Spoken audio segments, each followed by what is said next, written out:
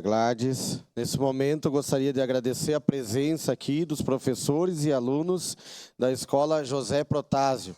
Muito bem-vindos.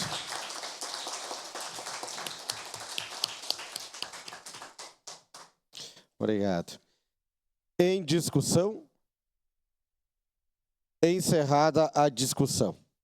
Em votação? Solicito aos vereadores e vereadoras que registrem seus votos.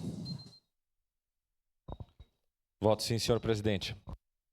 Vereador Lucas Dil vota sim. Posso votar?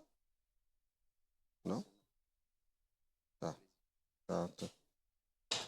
Eu achei como era homenagem.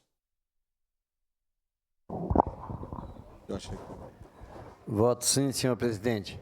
Vereador Xuxa vota sim.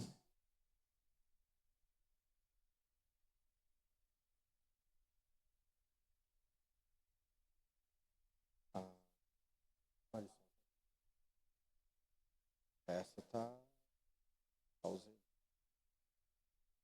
Errado? Encerrada a votação.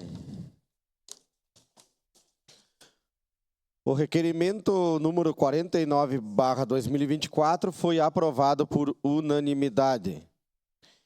Com a ausência dos vereadores Cadori, Estela Balardim, Rose Frigieri, Sandro Fantinel e Tatiane Frisso.